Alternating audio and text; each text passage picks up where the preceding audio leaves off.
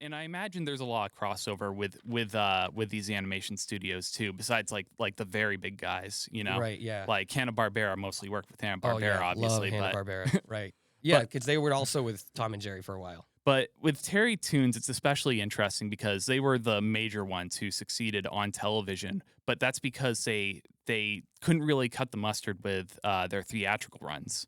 Right. They their animation wasn't as good. They were kind of cranking them out, but their style of animation worked really well for television, and that's how you got characters like Mighty Mouse and Heckle and Jekyll, who Right. came into popularity at the time. Yeah, that was great.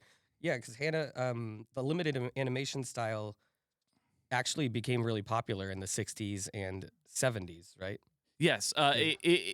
it started.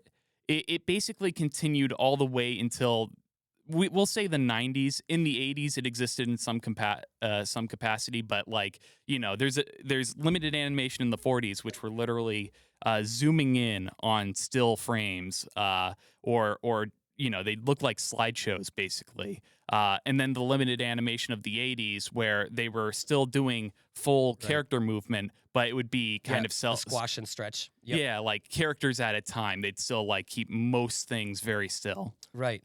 When I studied animation, I did a lot of correlation to um, the way that anime was developed from a sort of comic style where they do those sort of low budget sort of we zoom into the frame or the panel because it's supposed to be told as if you're reading a comic originally, and that Mm. was more to put more emphasis on writers and character development.